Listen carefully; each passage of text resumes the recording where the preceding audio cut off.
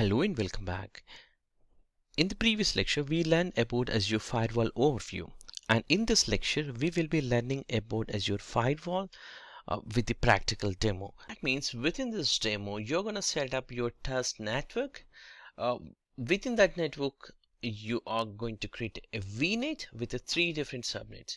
One subnet will be dedicated for your firewall. Other two subnets will be dedicated for here 2 different servers. So these servers are deployed into different subnets. So let's talk about the 2 different subnets. So the first subnet which we talk about, the jump server subnet, means it's a jump server where you try to log in from internet, and from there you log into your workload. So workload will have a different subnet and jump server will have a different subnet. So these 2 subnets are part of a single VNet. That means here also firewall also will have a different subnet. These 3 will be part of single VNet. Now once I have created these 2 servers, that means as a first step I create the VNet and 3 subnets, and then I also create 2 servers, Windows servers, and also I create here a firewall also. So this workload server will not have a public IP. That means it's not have any internet connectivity. But what we do is we change the public DNS. We will change the DNS to a different DNS server which we configure, and also we will associate with the help of routing table with the static route, so that the traffic anything originates from this subnet will be go and hit to your firewall, and from the firewall if the rule matches it will go, but if the rule doesn't match, the default rule is to deny, and that gets the denied traffic as the firewall will show you within your browser as it's not matching. So for this demo, what I'm going to try to do is I will be trying to open here within the server workload a google.com and microsoft.com and other different websites. That's a demo. So let's jump into the Azure portal and try to create this infrastructure.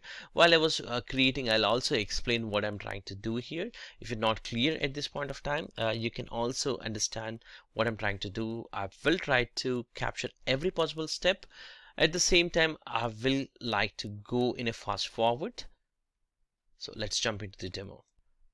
Welcome back, and as a first step I need to create a resource group. So I'm going to create a resource group by clicking on add and giving the resource group name as test -wrg within the location called West US, and from there I'll just go to create a new VNet. So for that, once this resource group got created, I can refresh to find out, or just go to your VNet. So from the VNet, click on Virtual Network and then click on Add.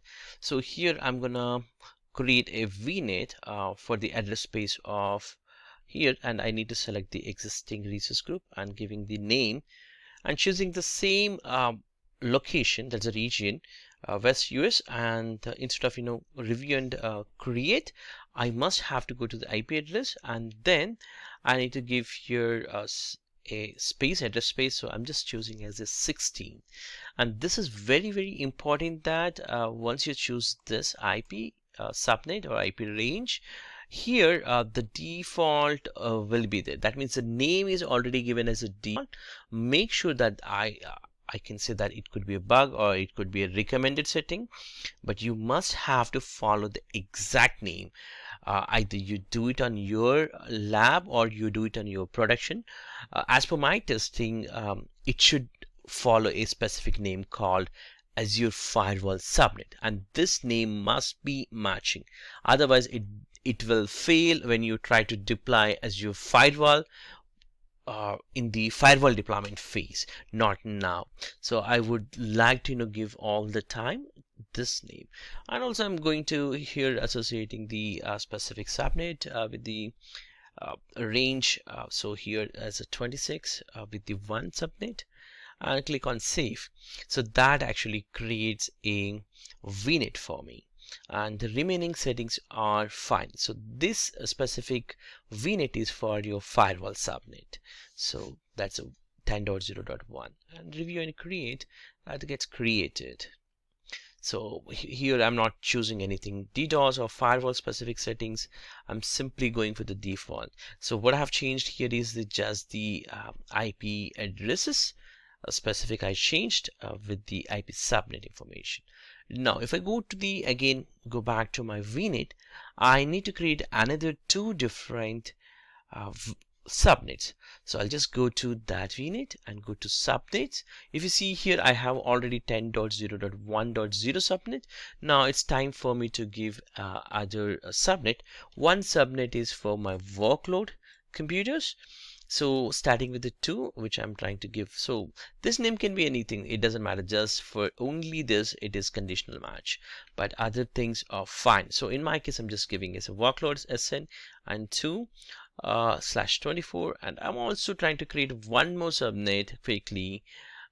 You see here it's already created, so I'm just trying to give here as a 3. This is for my jump server, so I need to give here a meaningful name for jump-sn, maybe server name, server network, SN as server network, and simply click on OK. That actually create here subnet. So here 2 subnets got created. Right now total we have 3 subnets as we talked. Now I'll just go back to the virtual machines and try to create a virtual machine. So before that, let me go back to the virtual machines here and click on add.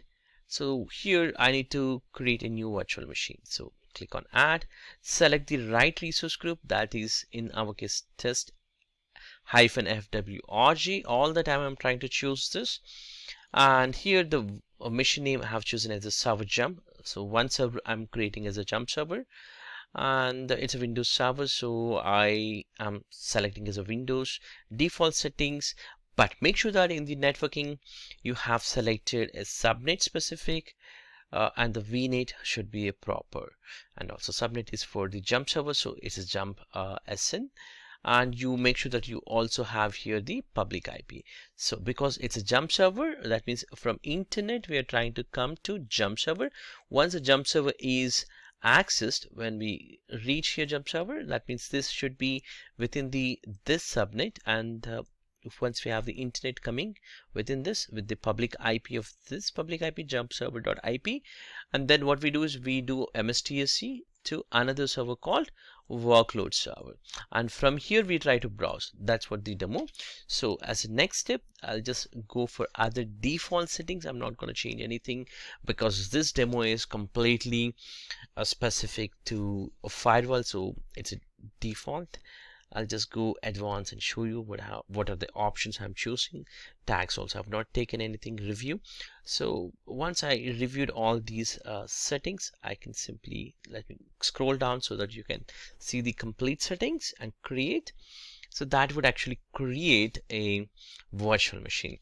So we created the jump server. Now the next step is to create another server, which is a workload server. So here I would take this time to create a workload server.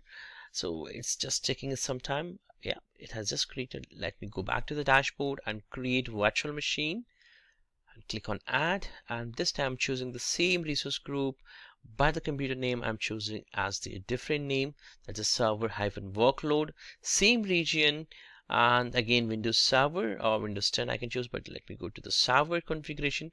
But make sure that this time I'm not going to choose any of the public IP. Even RDP ports also not enabling.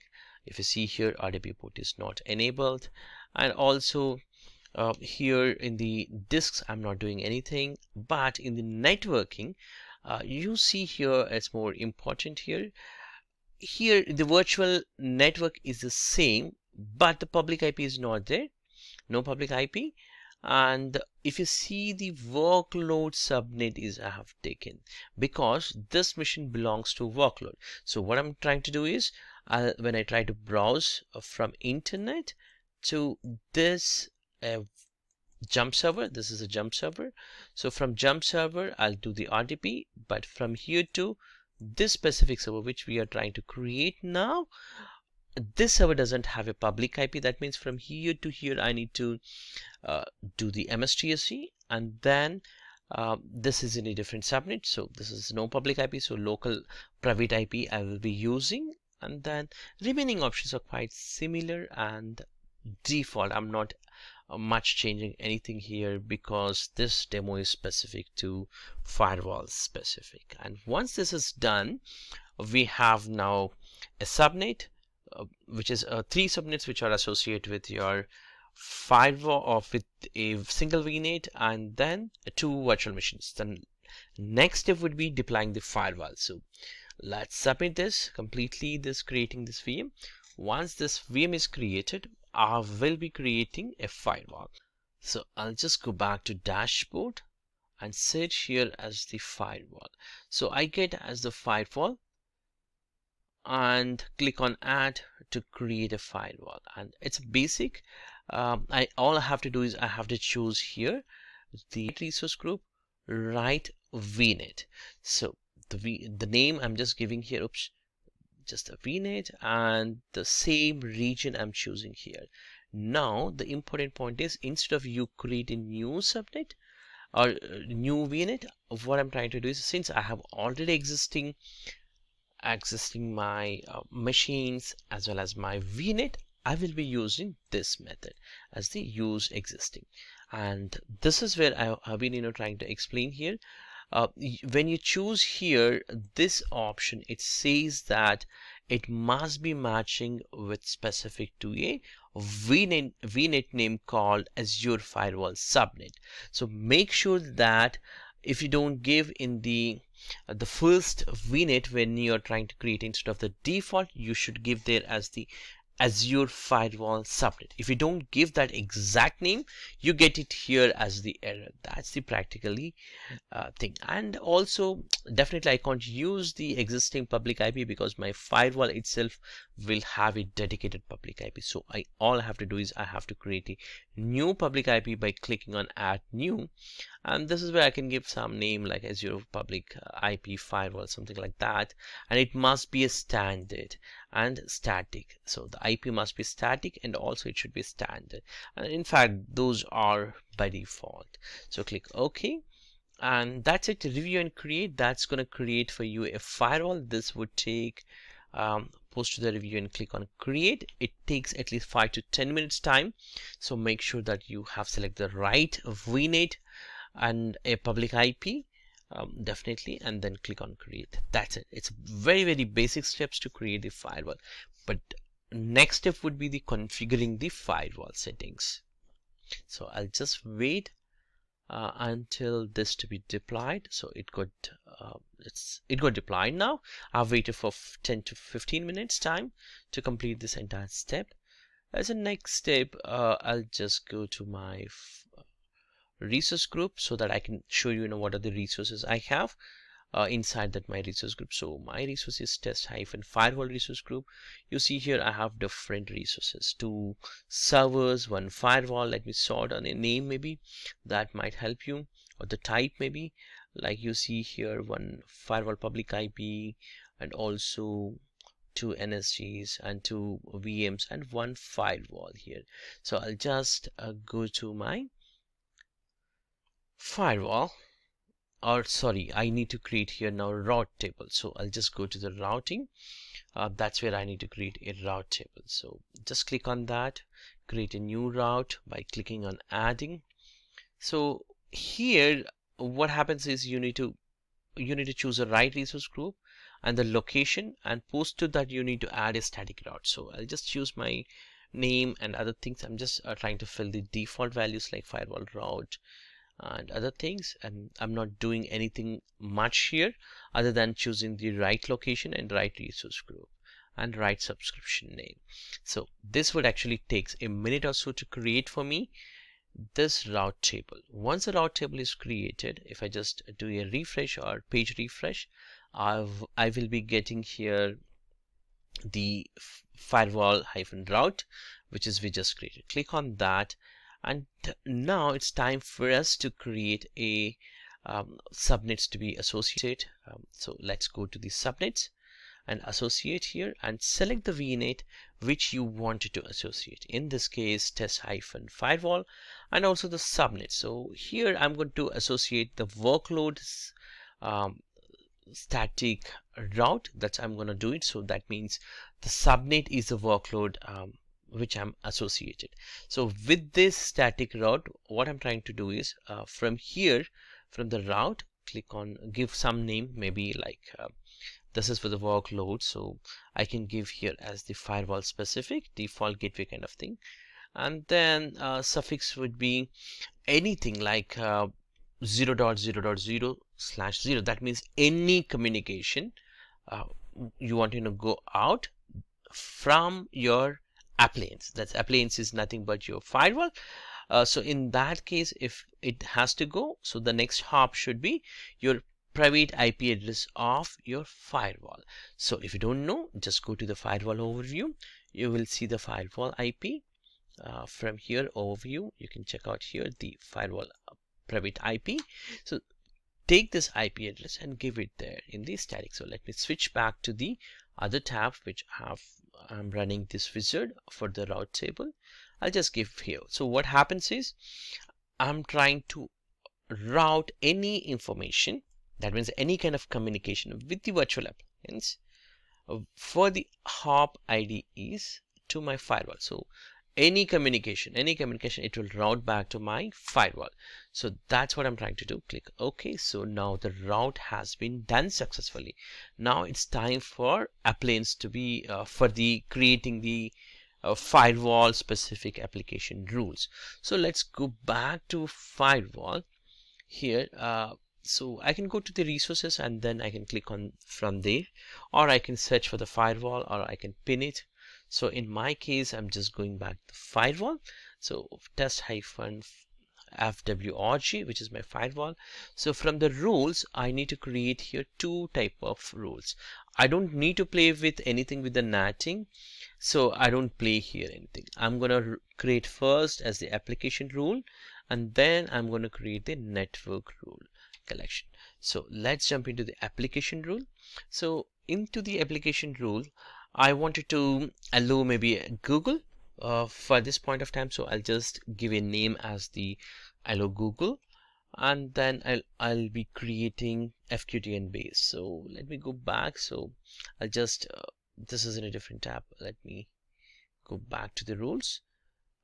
Again, application rule collection. I'm sorry for that, but add. So here I would be entering a name called app collection 1, and the rule priority is 200, and the action is I'm trying to do allow for my target FQDNs. So that means I know the exact URL name. So I want to allow, and the IP address here, if you see here, I just fill this allow as the Google, that's a rule name, and the source subnet is this. That means anything from my, if you remember, this subnet is your workload subnet, right? So from here, and then the protocols, I'm going to choose here HTTP and HTTPS, and the FQDN of your www.google.com or whatever the website. So I'll just enter those values here. And similarly, whatever the websites you want to whitelist, you can give it here, because whitelist is allowing action. The action what we are choosing here is the allow. If you're not allow, then you may be blocking a certain website. So let me type here completely google.com and click on add. That might take a minute or so to create your application rule. So once the application rule is created, I need to go for the network rule. So in the network rule, I can again create a specific DNS rule.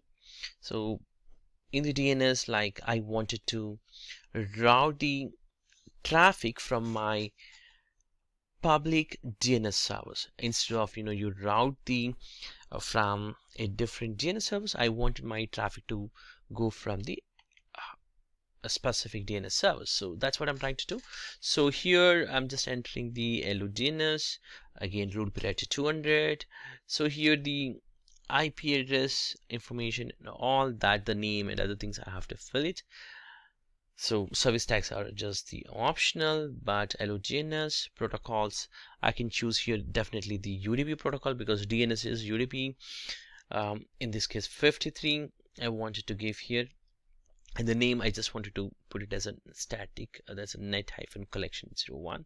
So I'm choosing the UDP protocol and the IP address here, and the source is from my workload source, that is 10.0.2.0/24, and the destination address is a specific DNS service. You can give here maybe Google DNS server or any of the DNS server which you are trying to use. So in my case I'm just entering a different DNS server which I have here, and that DNS is a public IP DNS, which are the public DNS definitely like 8.8 or 4.4.2. Something like that. In this case I'm entering my own DNS server by comma, so that primary and secondary DNS it is taking. And the destination port, definitely it's a DNS port is 53, so I give here as the 53. And next step I can simply click on add.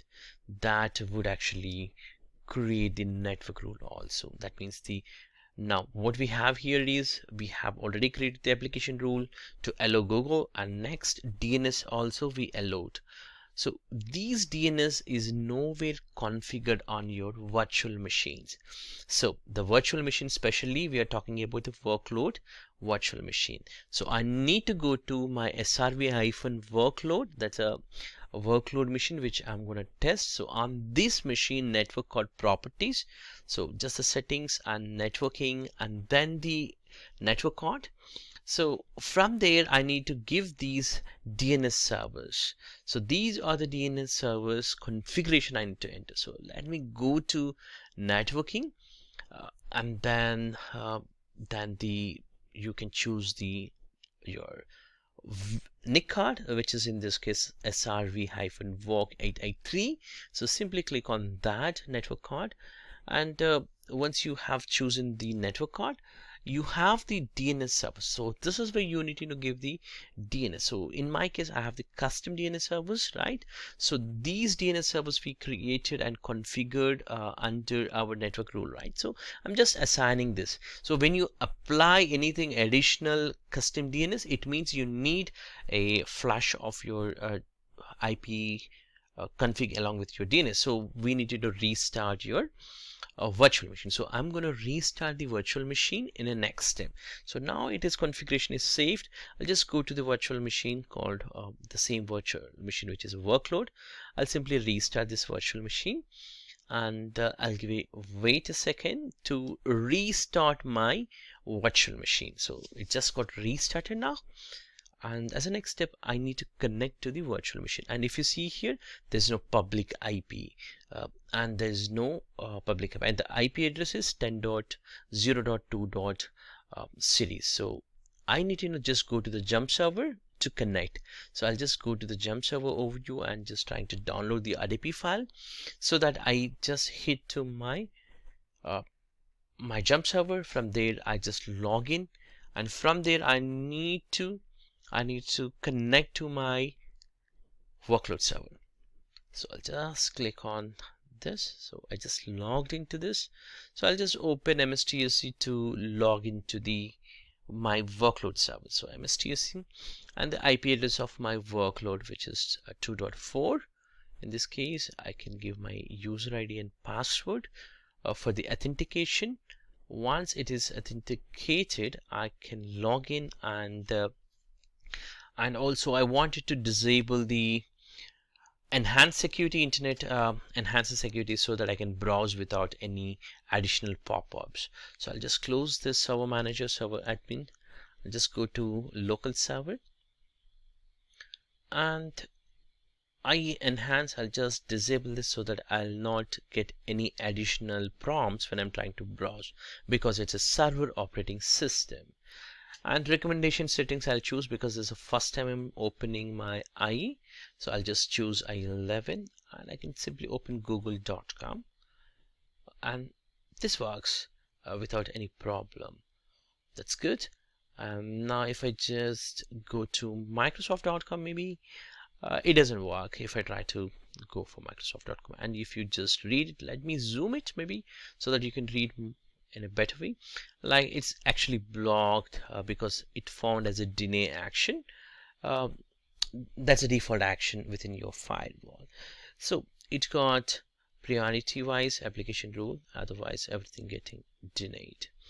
So it got denied by default, so that's good. So I can maybe give a try for Microsoft to allow. So this time again I'm just editing the same application rule with same subnet, that's the workload subnet, and the protocol same, but target FQDN name is this time Microsoft.com, maybe whatever the website you wanted.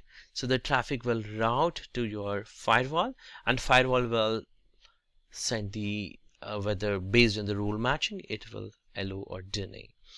So just updating this firewall rule might take a minute or so. So it got, no, it's not, it's saved, it's still saving. Yeah, it got successfully saved. I can go back to my site here and I can refresh simply. I don't need to reboot even.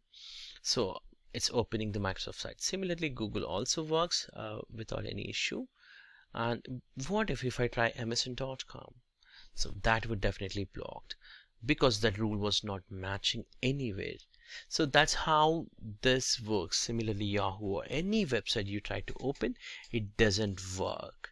I hope this entire lecture or demo will be useful for you on how to work with your firewall services to secure your network. Thank you for watching this. We'll catch you in the next lecture about specific to firewall specific settings.